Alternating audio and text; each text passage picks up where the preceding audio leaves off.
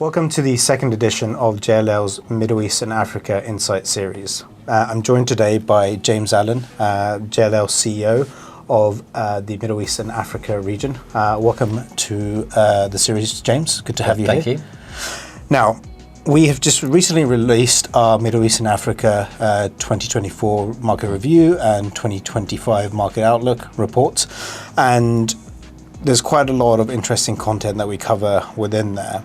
I think one of the things that a lot of, globally that we're discussing is a global macroeconomic backdrop, and certainly around the tariffs and the trends that we're seeing within there.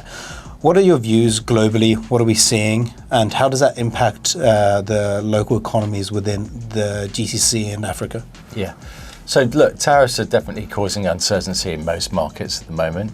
And that's going to be uncertain to see how that plays out. But the growth fundamentals are still very strong for 2025, coming off the back of a pretty good 2024, especially in the Middle East. You've got UAE GDP is at 4.1% for this year and 3.9% in the Kingdom. And a big part of that is non-oil contribution, which is really coming from construction and real estate. So I'm pretty optimistic about how that will play out. We're still in a relatively low inflation environment. Interest rates are starting to come down, and it's still tight labour market. So these are all very much strong pillars for supporting a good growth GDP for this year, particularly in the Middle East region.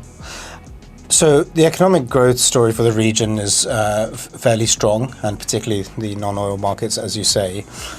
From this, what are the how is this going to impact real estate market trends? What are the key things that you're seeing across various different sectors? Yeah, I think in this region we're still seeing a lot of supply shortages, and that's across all major asset classes. So commercial offices, logistics and industrial, data centres, residential. And so just to put that into context, if you just have a deeper dive on offices for a moment, in Abu Dhabi, prime grade A offices, 1.7% vacancy, you've got 1.5% for grade A. In Dubai, you've got 0.2 for prime, you've got 3.4 for grade A, and in Riyadh, you've got 0.2 across the market. Now, there is supply coming on, but those tight markets are really supporting and driving rental growth, which is good for the market. And I think that was really, you saw that play out in 2024, in particular in the UAE, where we saw a lot of capital markets transactions, particularly for income producing assets. So there was a few office buildings traded. Obviously hotels were still a hot asset class. And that really is people looking at the tight market and seeing, where am I going to get that growth in my portfolio? And there's still a very good rental growth story to play out for 2025. And is that investment and the tight markets only to the offices sector? What other sectors are we seeing higher occupancy levels within the market? I think we're definitely seeing it for logistics and industrial. Again, there's just a lack of premium grade A supply in that. And there's a very big story around the Middle East, how it can benefit from supply and demand constraints globally. I think they're well positioned to take advantage of that, but people want premium grade A caliber logistics and industrial hubs, and cold storage, again, there's a shortage on that. Data centers, again, is a big emerging asset.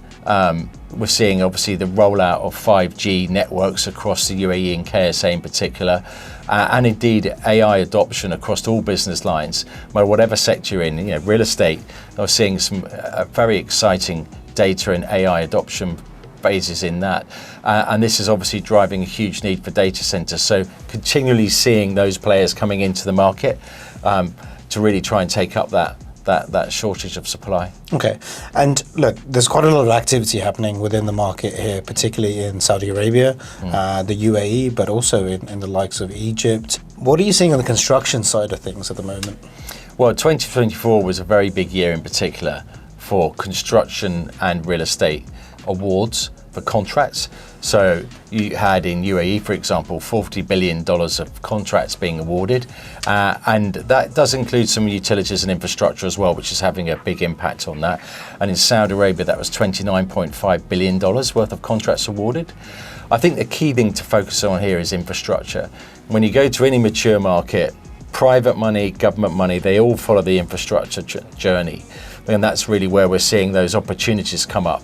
So for example, in the UAE, that's very much with the airport development in the south of Dubai. We're sort of seeing some emerging areas there for development, both residential and commercial. We're obviously seeing expansion plans being talked about for the metro, which is obviously going to drive a lot of residential growth, and indeed will plug and play into that retail and commercial leasing space as well.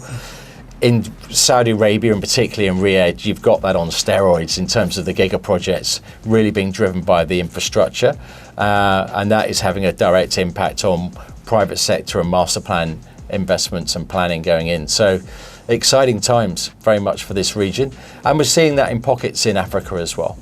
Certainly, I think one of the interesting things in Dubai, the market that we've seen, is today more than 30% of residential development is being done by smaller, private sector developers, and I think that'll be exciting to see that in the kingdom as that infrastructure starts to come online. And your views on construction costs going forward? Do you think this will continue to be a challenging market for the construction sector? I think it's definitely one to watch. When we're speaking to a lot of our developer clients, it's a big concern for them. One is trying to really pin down the construction companies. There's a bit of a capacity issue because you've got so much volume going on in KSA and UAE. As we just talked to those numbers, 40 billion and 29.5 billion, they're big numbers. And we're obviously seeing more inflationary pressure on construction costs. The tariffs and how that impacts the supply chain is not going to help that. But again, we need to see how that's going to play out. But it's very much a hot topic at the moment. I mean, interestingly, I was in MIPIM last week, and there was a big contingency from the Saudi Invest was there. You had a lot of clients from Oman, Qatar, UAE. We had some African clients there as well. Construction cost was very much a topic, but so was AI adoption and sustainability. So they're all things to watch for 2025 moving forward. I think one of the key things that we talked about earlier slightly was the institutionalization of markets. A lot more capital markets activity happening, the right assets coming online at the moment. What do you see happening, not even over the next year, over the next few years across the region? Well, there's obviously, in the kingdom in particular, there's a big push on FDI, and we're sort of seeing a lot of international companies now coming in looking at those markets, as well as UAE, where there's obviously a bit more track record. You've had players in the market, ICD Brookfield, for an example, obviously with Brookfield in that commercial asset, did well. And we're seeing some good performance in there, which is driving a lot of eyes on and focus on the Middle East region. I think people see this as a really big growth market, full stop. You're seeing a lot of professional migration coming into these markets. And so that's really why it's beginning to creep up the top of the list of a lot of investors now looking at this region. And I think that will continue. Certainly. If you look at the likes of Egypt, we're seeing a lot of interest from, particularly from the GCC. What are your views in terms of the market there? What are some of the things that investors are concerned about, but also excited about? Yeah, I think that it's interesting. It's gone through an interesting couple of years. Obviously, the devaluation of the Egyptian pound has not helped, but I think that's really, we're over the worst of that, and it seems to be stabilizing. There has, as you rightly pointed out, been a lot of investment, particularly from UAE, Abu Dhabi, into Egypt along that northern coastline, but also into Cairo as well. There's a big rebuild going on there. I think one of the challenges there is, like it is in this region, it is going to be on construction costs, trying to manage those, especially with the inflation on and with the currency stability as well, but also on capacity as well. Egypt is still very much part of that UAE KSA big construction boom right now. So everyone's sort of scrambling for resources in that particular field for the construction side. Yeah, I think certainly some exciting times within Egypt. So there's quite a lot to unpack there, and limited time for us to do it. But our report takes this into great extent. It can be downloaded on our JLL MEA website.